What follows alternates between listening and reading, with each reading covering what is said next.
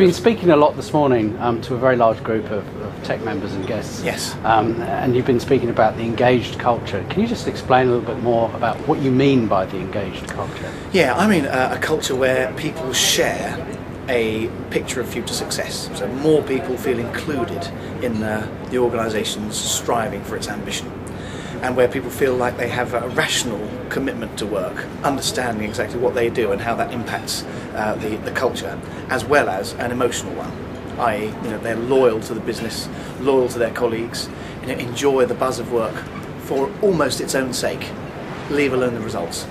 And is this a big problem in Western business generally, not to be engaged? Oh well, I mean, there are many companies who have lots of people who are half in, half out, quite engaged, but not living heart and mind, for the organisation. But just, if you like, being rather challenging, sleepwalking their way through work, just doing enough, going through the processes, rather than doing things wholeheartedly. You talked about some statistics about being engaged and not engaged, and then actively disengaged. Can you just elaborate on those a bit? Yes, I mean, looking at Gallup's numbers, worldwide, they talk about, in Great Britain, for example, 19% of people being fully engaged, 61% being not engaged, and 20% being actively disengaged. And that's a pretty typical number across Europe, and also in Australia, actually, those sorts of proportions. And I've been saying to organisations, to the TEC members especially, what happens when you get the middle group who are half in, half out, working much better in their engagement, joining the top group, if you like. So getting a critical mass of people to be truly, on fire in their work. Yeah. You talked about a lot of companies this morning that have actually gone out and been very positive about this. And can you tell us a little bit of the practical steps that businesses can take to be fully engaged? Yes, I mean there are 12 key drivers that I outlined this morning that Gallup talk about, and a lot of that is about enabling people to feel that what their contribution is being recognised. For example, my line manager says thank you and well done, recognition, praise every 7 days at least in the most healthy organisations. People say things like, I know exactly what's expected of me in my job and how that makes a contribution to the business. People say that my development's being looked after, my manager cares about me. Actually, a big theme here is line manager behaviour.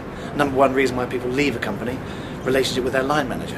And I've been saying to the TEC teams, the TEC chief executives and some of their management teams, your real work actually is to make sure that you as a group make sure that the line managers in your business really look after the hearts and minds of the people in your company. Do that ever so well, and you get high performance. And these pieces of advice, they seem so simple. So why aren't people doing these sorts of things? I don't know. I mean, I think people just get stuck in the functionality of their work. They get rather task focused and think that this is about delivering practical things, and that's the priority rather than looking after your colleagues in terms of how much nourishment they're getting from work. Yeah, it sounds like a happy family. Is that a good analogy to have? Happy family? Well, it sounds rather soft, but one of the big drivers of engagement is I feel like I've got a friend at work. And if I've got friends at work, then I do things for them. There's an obligation that goes on there, a peer sense of responsibility. I go the extra mile for you because you do it for me, and that's the power of teamwork. And what is the power of the positive language that you've been talking about, positivity in language? I think there's something really important about making sure that the suggestions we make that go into the subconscious are well geared. So we're choosing to ask people to picture what good looks like and to see what success looks like and to speak in ways which lead them there as opposed to the other way. So it's almost like when you give somebody feedback, give them a real challenge, but whatever you do, say, what I want to see, what I want us to achieve is this. So always landing on the positive image of what's expected as opposed to what you failed to do, what's a mistake here, and analysis of negative stuff. And where do you think the executive connection or TEC fits into the picture that you're painting? Well, I've been talking this morning about significant others. That other people stir us, encourage us, nudge us into good places. And I've just said about the power of having a good friend at work. Somebody who listens to you, but will challenge you, but has got your best interests at heart. Just that if you're an executive, where do you get that from? Quite frankly, you don't have any peers at work, you're peerless. And unless you find other people who might be supportive, then the chances are you'll get right down into the functionality and not notice these things. Go to a TEC group and things are different. You get a group of other significant people who get to know you well and ask probing questions, but always with the belief of what does good look like and mutual support. That's the bit. that peer pressure, which stirs you to think, I'm going to return back here in a month's time, and I'm going to have to face these people who believe in me, know that I can do well, and have really asked me to, and I owe it to them as much as myself to make some change happen. If you don't have that, then it's a different place.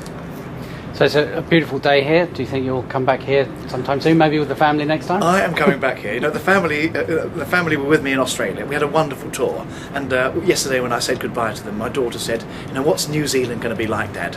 And I said, I think it's in the title, New Zealand. I think I'll be coming back a better person, leave alone the people I meet. So I'll be back next year, that's for sure. I'd love to.